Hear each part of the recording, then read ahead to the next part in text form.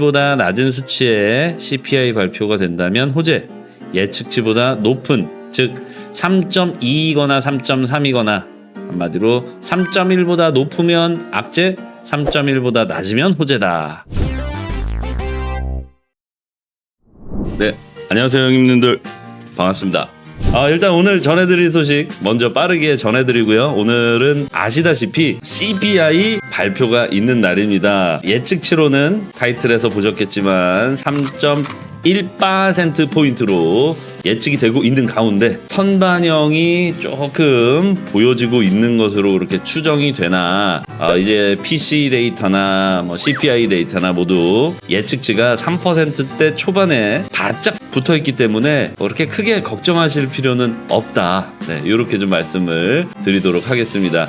자, 누가 1억 한다 그랬습니까? 1억 누가 간다 그랬어? 아무도 얘기 안 한 것 같은데 누가 있어요?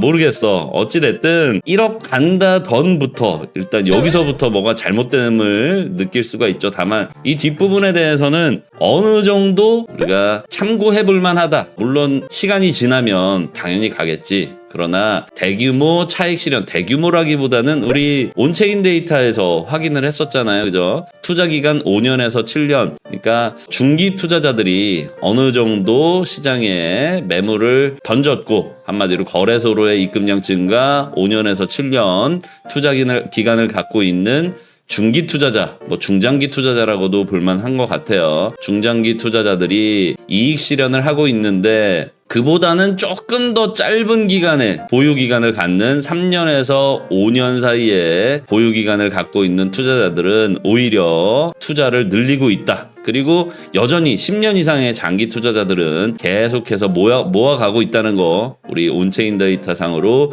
이미 확인한 바 있습니다. 그래도 우리가 또 한번 체크는 해봐야겠죠. 보시게 되면 5년에서 7년 그리고 3년에서 5년 장기 투자자들은 뭐 팔지도 않고 더 사지도 않고 그냥 계속해서 비트코인의 아주 먼 미래를 길게 보고 있습니다. 그 와중에 고점에 물린 투자자들은 이미 뭐 팔고 있다. 한마디로 손절을 하고 있고요. 또 하나, 최저점에서 매수해야 되는 사람들이 오히려 최근에 계속해서 매수량을 줄이고 있습니다. 이거는 정말 우리가 답습해서는 안 되는 그런 투자 성향이죠. 고점에서부터 매수량을 늘려가다가 이제 평단가 오니까 팔아버리는 사람들, 이분들이 누구예요? 네, 바로 투자기간 1년에서 1년 6개월 그리고 1년 6개월에서 2년, 그러니까 최고점에서부터 최저점까지 물을 타다가 어느 순간부터는 물을 더 이상 타지 않고 오히려 팔아버리고 있는, 어찌 보면 가장 불쌍한 개미들이다. 이렇게 추정이 됩니다. 뭐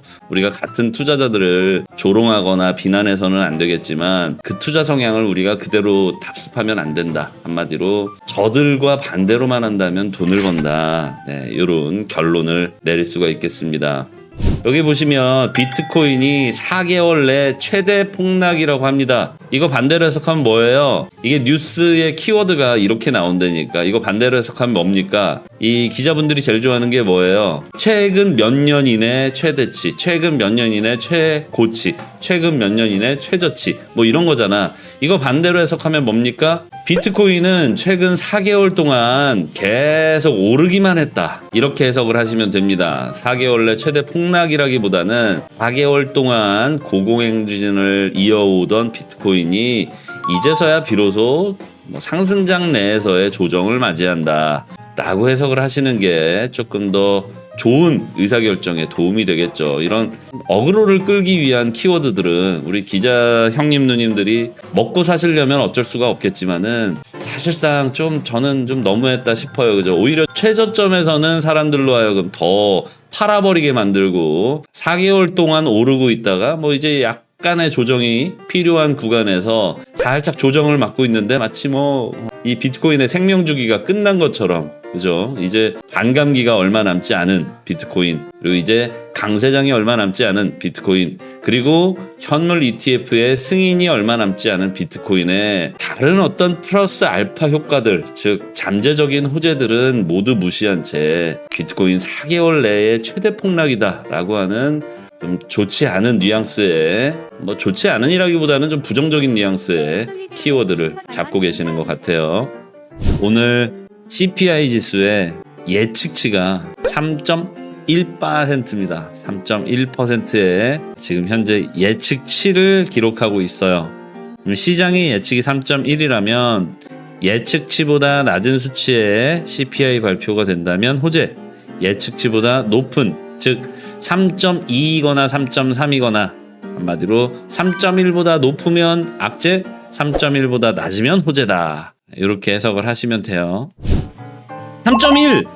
예측치에 부합했습니다. 예측치에 부합했어요. 3.1, 3.1로 발표가 됐습니다. 그리고 근원물가가 그대로네요. 변화가 없어요.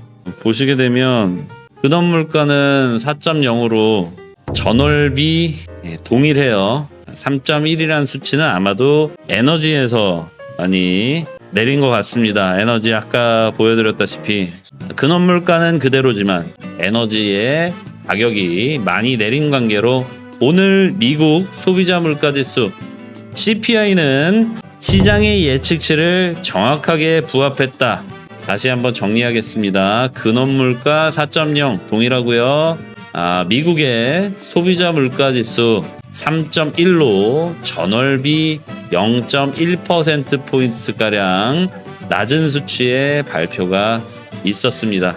자, 크게 시장에서 동요하는 모습은 없어요. 예측치에 부합한 만큼 차트상에 호재도 악재도 아닌 그냥 지금까지의 시장 심리를 그대로 반영하시면 되겠습니다.